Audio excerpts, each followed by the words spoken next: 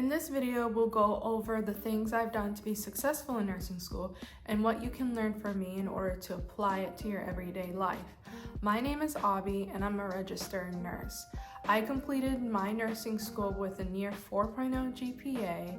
Also, I passed the NCLEX within the minimum number of questions required, and I've landed my #1 position at the #1 hospital that I applied for. My plan for this video is to help people like you who are struggling and need understanding and advice as to what they can do in order to get better grades in nursing school. And it's also for people who are doing fine in nursing school but just want that extra push to help them get that higher grade that they're pursuing. Regardless of where you are, just understand that you're gonna get a lot of value from this video, and let's get into it. Now, ideally, before the first day of classes, there are two things that I would do.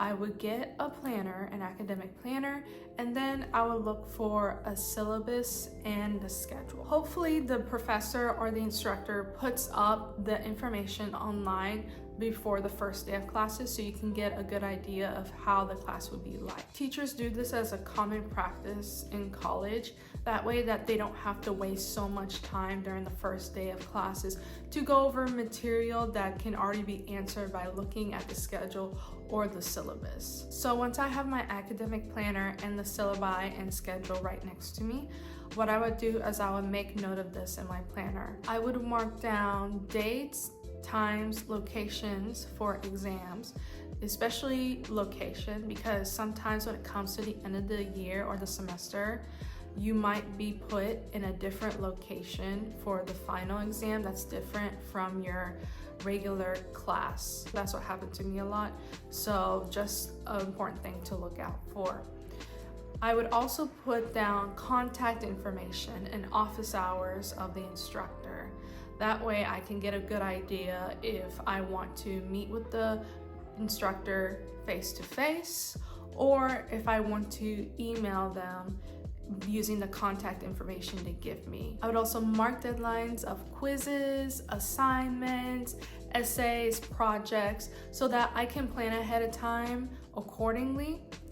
Also, when it comes to noting down important things in your academic planner, you also want to include things such as jotting down what the grading scale may be so that you can have an idea as to what is considered the A's or the B's or the C's within that course. And it doesn't hurt to look at the policies at the end of the syllabus after looking at the main pertinent information.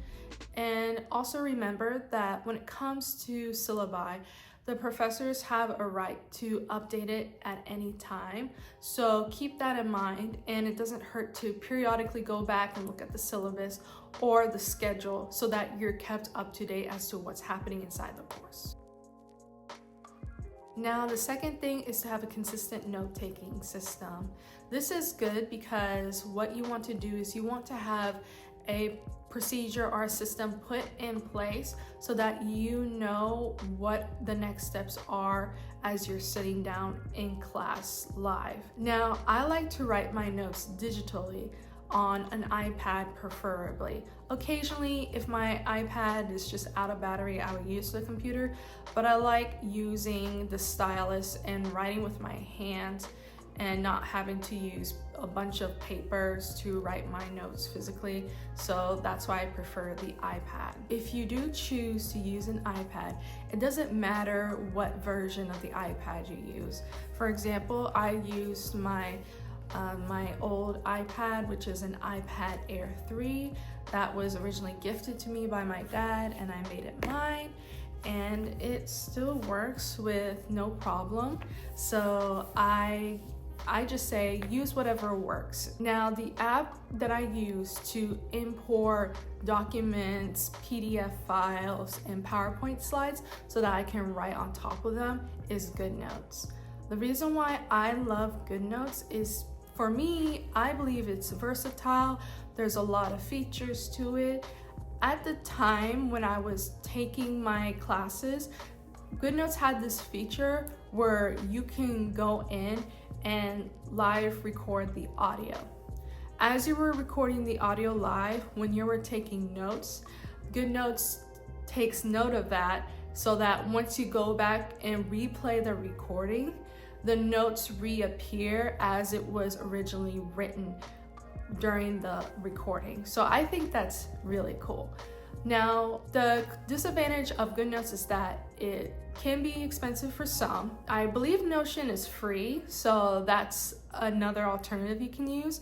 And I think now they also have a recording feature. So if you want a free version, you can look at, did I say Notion? I meant Notability. Regardless, there are free alternatives for you to use. That can be Notion, Notability, other third-party apps for you to take notes on. You can even take it in the Apple Notes app if you wanted to. Ideally, before class, you would hope that the professor puts up the documents and the files and the PowerPoint slides of what they're gonna go over in the class for that day, so that you can go and download it and transfer those files onto the note-taking app that you decided to use. Let me know if you want a more detailed video into how I go about downloading and transferring my files into GoodNotes specifically, if you need more clarification. Once you've downloaded the file that you want to take notes on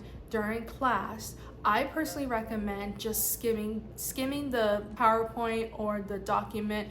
Give yourself 5 to 10 minutes to look through that file and just note down concepts that you're generally interested in, you think you want to ask questions on in class, or you think that you may be confused on and you might want some clarification on. So that really helps you think ahead of time, and that helps you become more prepared so you can anticipate what the professor is going to talk about in class. As the lecture progresses, I would make a mental note to put an asterisk or a star next to topics or concepts that I feel like that are hard for me to understand and that I still don't get, so that I can come back to it in the future and email the professor or talk to them face to face about it. Following classes, and after I give myself a break, rest, take a nap, go eat something, I want to regroup and start the review process. I start the review by going back and looking through the entire document, remembering what was talked about in class, making sure that I get those main points before I go into those minute details, making sure I understand those general main idea topics. And if I come across main idea topics that I don't understand, that I marked down during class, that's when I give myself a little bit more time to understand.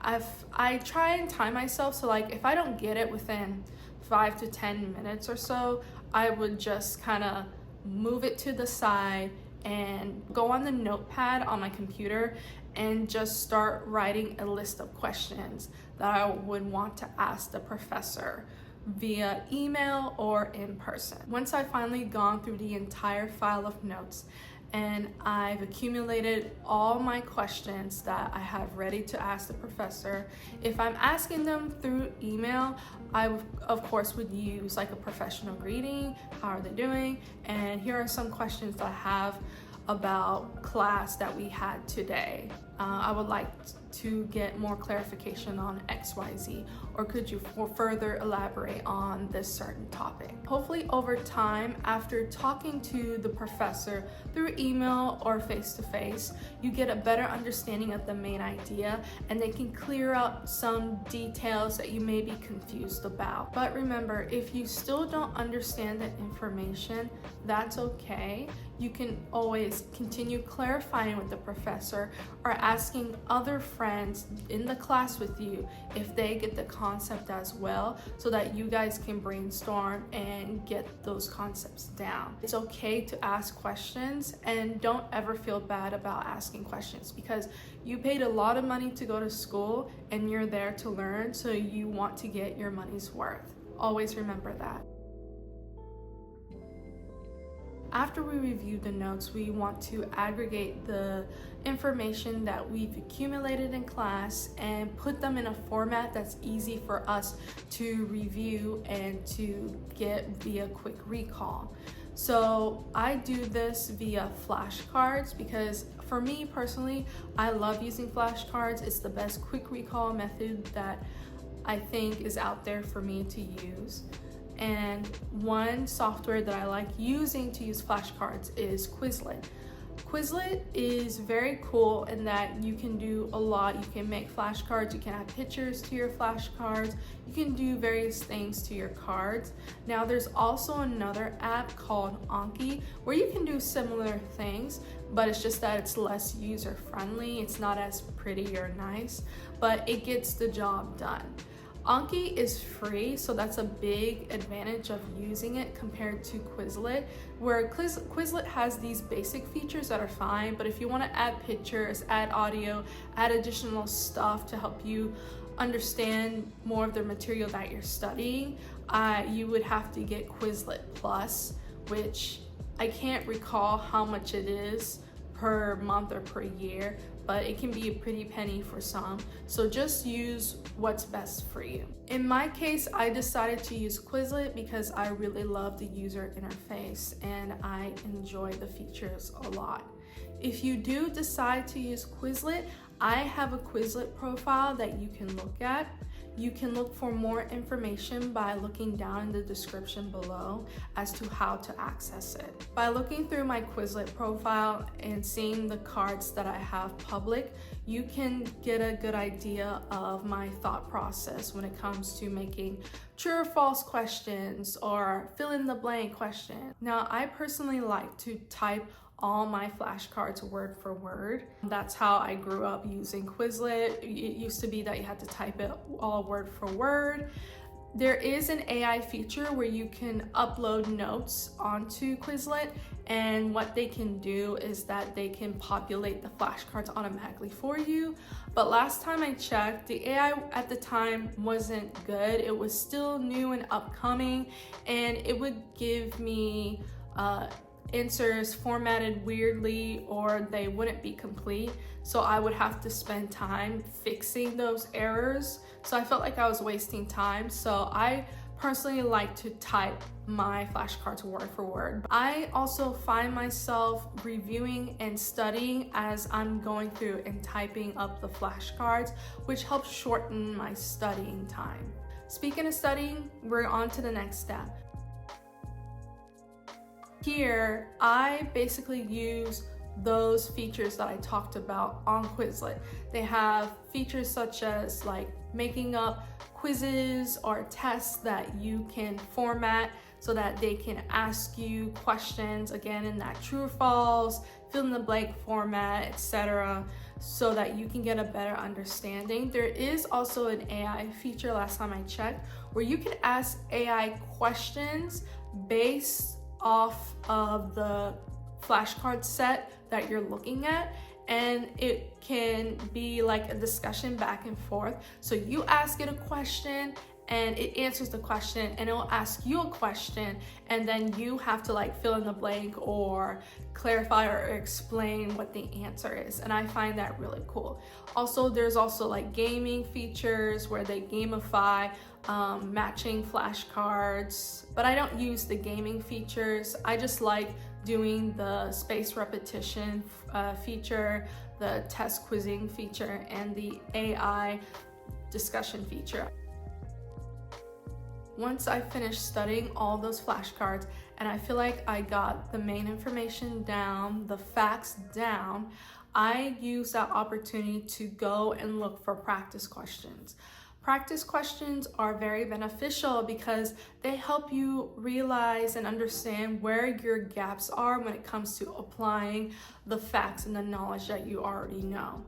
I like using practice questions from textbooks, from question banks, free question banks that I find online. There's a lot of questions you can find on the internet that can help you practice and think as to like what is the best option for me, especially when it comes to nursing school. They're gonna ask you questions where you have to really think critically and carefully. So looking for nursing school questions related to certain concepts and topics that you're looking at can be really beneficial in helping you not only do well in nursing school, but also preparing for the NCLEX. As I'm doing the practice questions, regardless if I get the answer right or wrong, I take the time personally to look at the explanation and shorthand it based on how I comprehend and understand it. That way I can look back to it and also look for feedback as to where my gaps of knowledge are. Sometimes if I have more time, I would review flashcards or practice questions with a classmate or a friend or even a family member, so that you can use the opportunity to like teach them what you know, so that you can reinforce the information that you know and also recognize those gaps of knowledge. At this point, I believe that I've done everything I can for initially preparing for the exam, so I would just rinse and repeat those last two steps of creating and studying those flashcards and doing practice questions over and over periodically until the day of the exam. When it comes to mentally preparing for the exam outside of the academic work you do, there are several things that I do to help me mentally prepare. The night before, I make an effort to limit the social media that I watch, because it can be overstimulating sometimes for me, and it can make me feel various types of emotions that's not good for my mindset, especially when I'm trying to prepare for a big exam the next day. I also take the time to journal. If I feel like I'm just pent up with stress, I may go work out by either walking, running on the treadmill, lifting some weights here and there. I'm not an athlete, but sometimes I like doing those little things to help calm my nerves. I also like to take a nice shower and go to bed very early so that I can get up ahead of time, so that I can organize my books, organize my notes. If I still feel the urge to do some last minute studying before the exam, then I have the opportunity to do that before classes start. Now, I say all of that assuming my exam is the first thing in the morning. If my exam is not the very first thing in the morning, I would still do the previous steps and procedures that I did the night before. But throughout the day, say if my exam was at the very end of the day, say around 3, 5, or if I'm taking a night class, I would try and find spaces of time in between classes to just kind of mentally calm myself, regroup, take a lunch if I need to, talk to friends, not overwhelm myself mentally. If I do get sleepy or tired throughout the day, I personally would try and drink some tea instead of coffee or an energy drink, because I find that coffee or energy drinks have a lot of caffeine. That doesn't mean that I don't drink them all the time, I do, but if I feel really nervous, I might just wake myself up with a warm cup of tea to give myself a little boost, but not too much. So now we have 5 to 10 minutes left before the beginning of the exam. During that time, I am reassuring myself. I might say a little prayer, if you're religious. If not, just give yourself positive affirmations, telling yourself that you're great, you're awesome, everything's gonna be okay, this doesn't define you, you can survive and you'll live another day. Those are things that I like to tell myself, and I feel like you should tell yourself as well as you're about to take the exam, so that you're in a good headspace. So finally we get to the point of taking the exam. The most important thing is that you really want to pace yourself so that you're not rushing through all the questions and missing important information, or you're going too slow and you run out of time to answer all the questions. I tend to be one of the last ones to finish when it comes to taking exams. That's just how I am, because I feel like I'm very particular about reading the question stem, like I swear at least 2 times, to make sure that I am understanding what exactly the question is asking me to do or to answer appropriately. So that's what I do. When it comes to looking at the question stem, make sure you look for contradictory information. You might come across a question where it's talking about a specific disease, and the question it asks you is, which of the following symptoms are seen with this disease? Or it could also ask you, which of the following symptoms are not seen with this disease? Which one is the outlier? So you have to really look at the wording. This is very important, especially when it comes to nursing school questions and NCLEX. I tend to love questions where they ask you to pick the false information. They ask you to pick contradictory information because that's what it's asking for, like what's the wrong answer or what's priority. And what I mean by priority, I mean what answer should you do first in this scenario? Once I've finally done my best during the exam and I believe that I've answered the questions to the best of my ability, I go ahead and submit the exam and I tell myself that's a job well done, and I try and move on throughout my day. Now, at this point, you may think that you have everything you need to master nursing school. That's part of it, but another aspect of doing well in nursing school is that you have to realize that you have to have that mindset of wanting to wake up early to review notes the day of the exam, or you want to make sure that you take the time to stay on top of consistently studying days before the exam. You keep commitments to yourself. You stay focused during your study sessions and you're not scrolling on your phone. Those are commitments that you have to keep to yourself, especially when it comes to mindset and focus and motivation. You have to have consistency and discipline when it comes to doing well in nursing school, because if you don't have those things, you're not going to be consistent with sticking to your study schedule. You're not going to be consistent with having group sessions with friends and keep staying on topic when you're talking and having group conversations on certain concepts. So that's really important for you to remember. Just remember to have the mindset and the focus in order for you to continue to do well.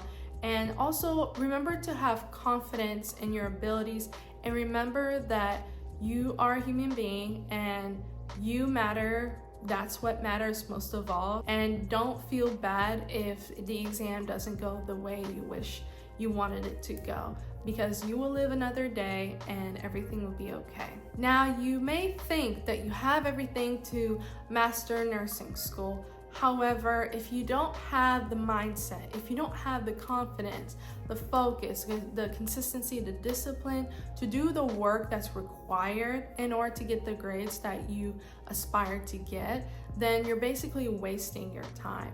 And it's just important for you to remember that you have to put in the work consistently and have the discipline to even do those study sessions when you don't feel like it. Study 4 hours a day when you don't feel like it.